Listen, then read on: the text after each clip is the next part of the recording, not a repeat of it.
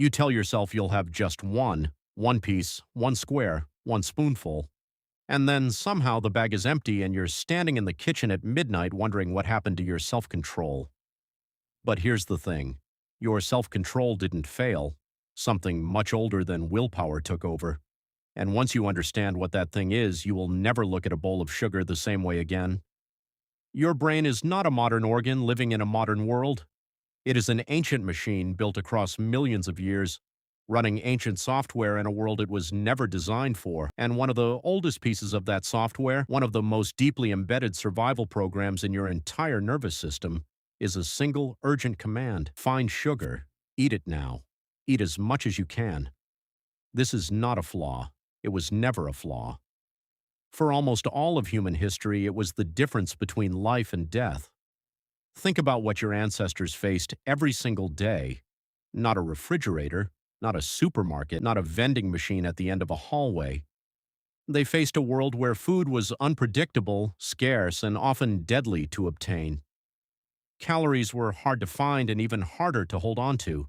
And in that world, sugar, real sugar, the kind found in ripe fruit or wild honey, was extraordinarily rare, extraordinarily valuable. Because sugar meant energy, fast energy, the kind your muscles and your brain could use immediately, right now, in the middle of a hunt, in the middle of a chase, in the middle of staying alive, so your brain learned to want it, badly. Today, the average American consumes around 57 pounds. In just 300 years, a single heartbeat in evolutionary time, humans went from a world of scarcity to a world of unlimited, cheap engineered sweetness. Your brain received no memo. It is still running the same program, still treating every encounter with sugar like it might be the last one for a long time.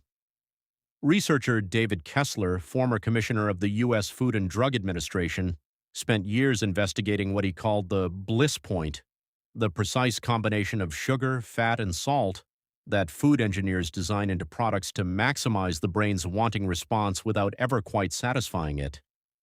His findings, published in his book on the subject, revealed that modern processed food is not designed to feed you. It is designed to trigger your ancient survival circuitry over and over again, keeping your wanting system permanently activated, permanently unsatisfied, permanently reaching for more. The food is engineered to defeat your brain's off switch, and your brain has an off switch, or it used to. The signal is called satiation. When you eat whole foods, the kind your ancestors actually had access to, your gut sends a cascade of hormonal signals back to your brain telling it the hunt is over, the need is met, you can stop now. Fiber slows the process, protein triggers different signals, the physical bulk of whole food stretches the stomach, but refined sugar, stripped of everything that would slow it down, hits your bloodstream so fast and so hard that your satiation signals can't keep up. By the time your brain receives the message that you've had enough, you've already had 3 times enough, and the wanting system has already started planning the next hit. This is not weakness, this is not a failure of character, this is a 5 million-year-old survival. And there is something even more fundamental underneath all of this. Something that goes back further than your brain's wanting circuits. Sweetness in nature is a signal. It has always been a signal. It means this is safe, this is ripe, a fast automatic green light that bypasses rational decision-making entirely. Eat this now, before something takes it from you.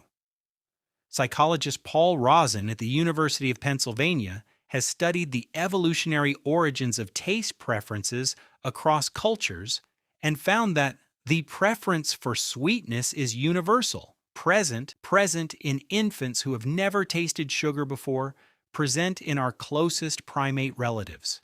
It is not learned, it is not cultural, it is built into the architecture of your body at a level so deep that no amount of education or willpower can simply overwrite it. You were born wanting sugar.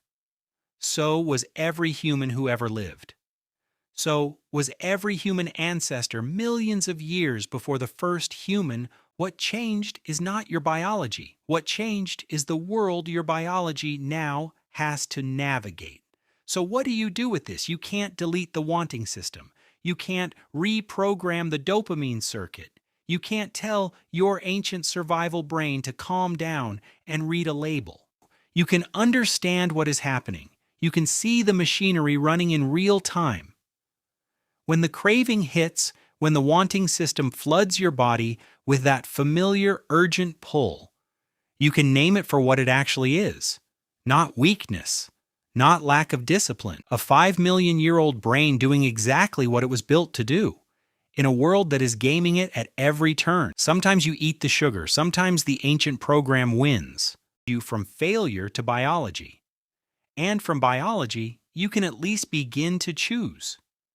Tonight, when you reach for something sweet without thinking about it, pause for just a second. Not to resist, just to notice. Because what you're feeling in that moment is not a personal failing, it's a survival instinct older than language, older than civilization, older than fire.